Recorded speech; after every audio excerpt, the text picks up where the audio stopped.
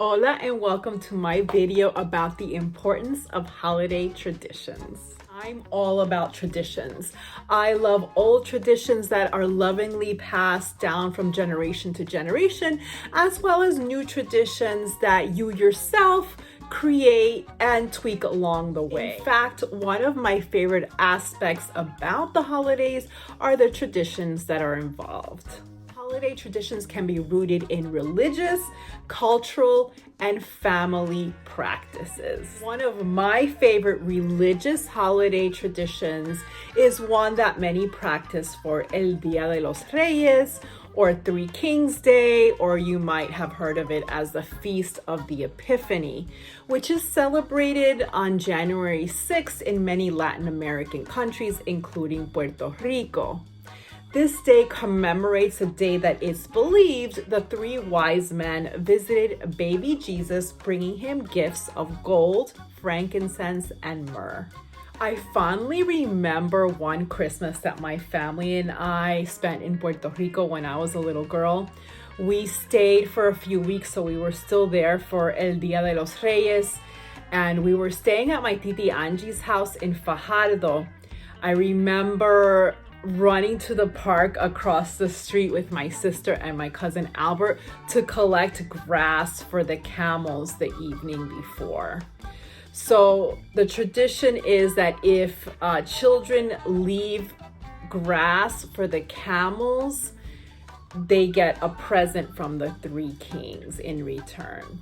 Back in Washington Heights in New York City, where I lived for the first 13 years of my life, grass was a little hard to come by in December. So my sister and I had to get creative. I remember one year my mommy was quite annoyed with us because we plucked a bunch of leaves from her houseplants, which she painstakingly cared for. However, los tres Reyes Magos, or the Magi, still brought gifts that year. The tradition of the three kings is one that I have continued in my household.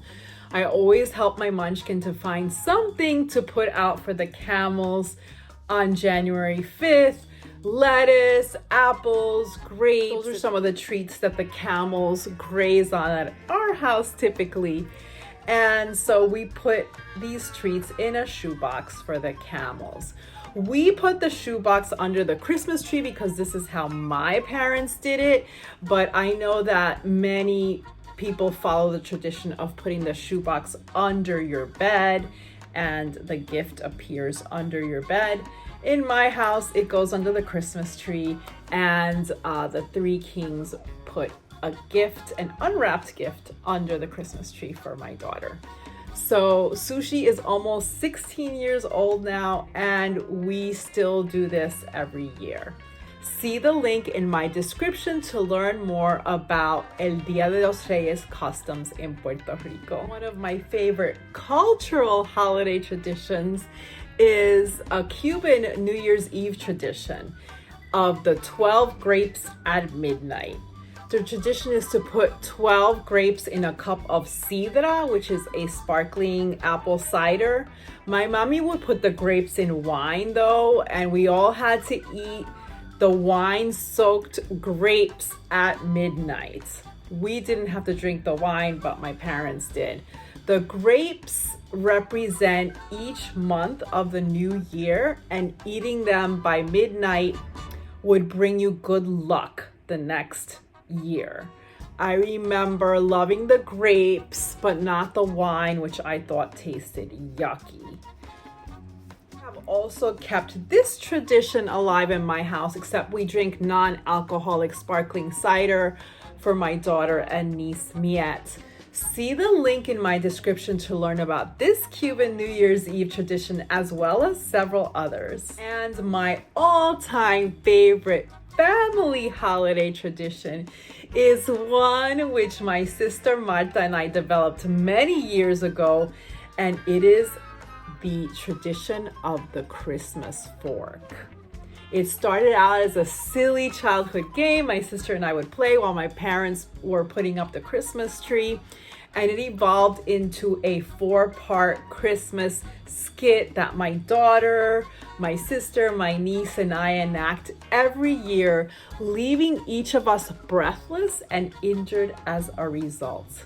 I am the proud keeper of the Christmas fork. See my Instagram account on Christmas Day for a full description of this mysterious Rosas holiday tradition. However your holiday traditions have come into existence, it's my belief that they serve 4 very important functions for those who follow these customs. In this short video, I'm going to explain why our holiday traditions are so important, and I'm also going to provide an alternative suggestion for this year if you find yourself in a quarantine situation due to the COVID Omicron variant. So make sure that you watch until the end. Hola chicas poderosas, I'm Mari Rosa, self-love trainer, and this is my YouTube channel, Chica Power, where you learn how to fall in love with yourself first.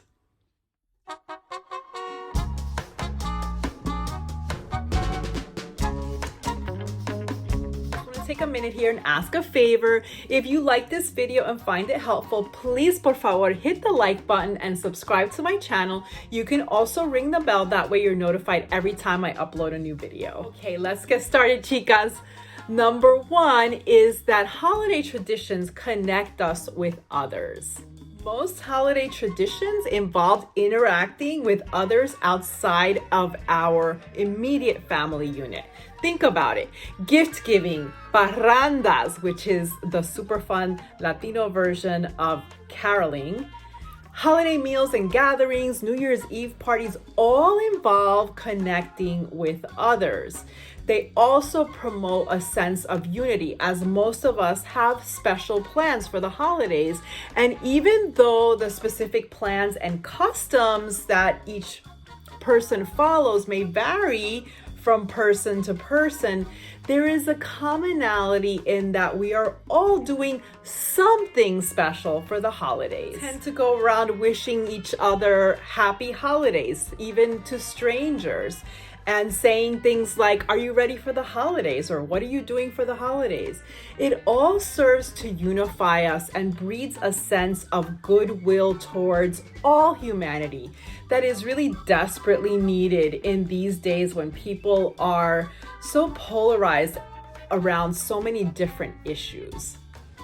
If we could only keep those holiday practices and feelings going all year round. Number 2 is holiday traditions are familiar and comforting. There's a reason why so many people go home for the holidays. They long for the holiday traditions they grew up with. Whether it's that yummy holiday food you're craving, your papi's coquito, your mother's arroz con leche, or your tia's lechon asado, decorating the Christmas tree or lighting the menorah with your family, singing aguinaldos with your abuela, or getting poked in the tush by the Christmas fork. Did I say that out loud? Doing the same things year after year provides a sense of comfort and stability, even if your life is undergoing some changes. And whether or not those changes are welcome or unwelcome, traditions serve to ground us and make us feel safe. Number 3 is our holiday traditions define us in many different ways. So at the beginning of this video, I mentioned some of my favorite holiday traditions. And if you knew nothing else about me when you heard me talking about that, you could surmise that I am Latina, specifically Cuban and Puerto Rican, that I am Christian, and that I am sort of creative with a silly sense of humor. And if you did guess all of those things about me, you would be 100% correct. This is why I think it's so important to pass these traditions down to our children. They will hopefully do them with their families because it's what you did with them while they were growing up. I remember as a child making Puerto Rican pasteles with my family. I love that all of us made them together and that I was given a specific task in the assembly of the pasteles. I had to spread a tablespoon of achiote oil on the paper before the masa could be spread on top. I felt so important and included since cooking was something that I witnessed on a daily basis but didn't really take part in. I also loved the sense of community as my parents, my sister, my aunt, my cousins, and I sat around the table making the pasteles and telling stories to pass the time. It was truly magical, and I wanted my own daughter to have the same experience. So my sister and I started making them with the girls every year. And it's my wish that Mia and Sushi will pass this treasured cultural tradition down to their children someday. Number 4 is that holiday traditions are a great way to create memories. We may not remember what we were doing a year or two ago on a random date of the year, but we certainly remember what we were doing during the holidays. We'll remember who we got together with or where we spent Noche Buena, which is Christmas Eve, Christmas, Hanukkah, Kwanzaa, New Year's Eve, etc. Growing up, my family always got together with my mother's side of the family for Noche Buena, with the exception of that one trip that we made to Puerto Rico. So when I was younger, we spent it at my tia Maria's house. And after she and her family moved to Florida, we started having it at my tia Fidelia's house in New Jersey.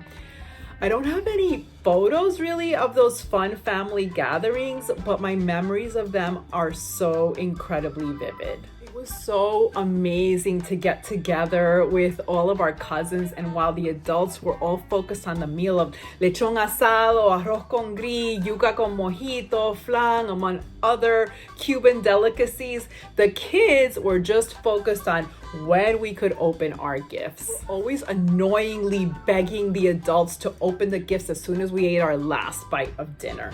I remember how happy we would all get when the adults finally gave in to our whining and we all sat around the tree in the living room to open the gifts. I remember that my mommy Estelita was the one who usually played Santa and distributed the gifts.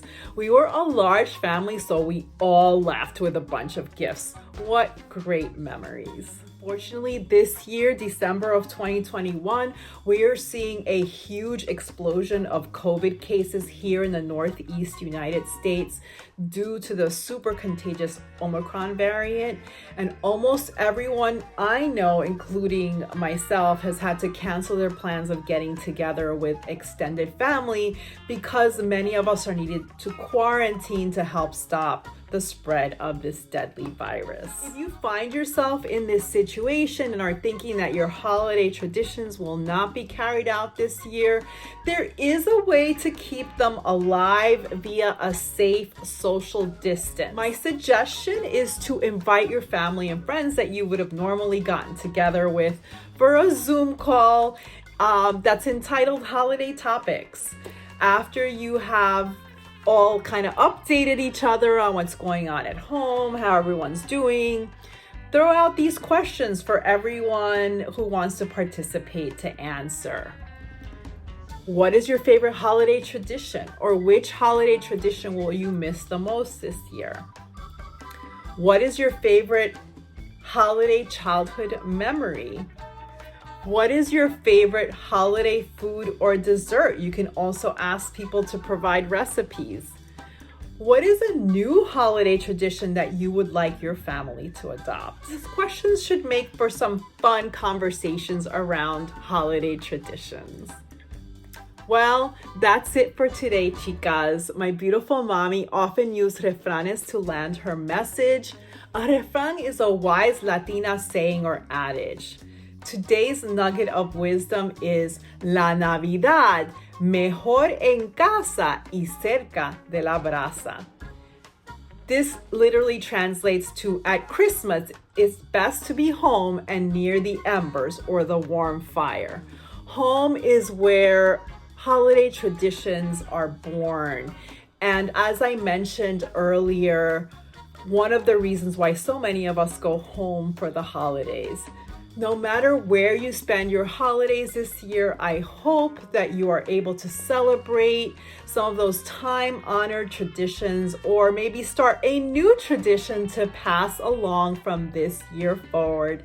Chicas poderosas. I hope you enjoyed this video. If so, give it a like and subscribe to my channel. And please, por favor, give me your feedback and your comments down below. I would love to hear about your favorite holiday traditions. Happy holidays. Besos y abrazos a todas. Hugs and kisses to all. Mwah.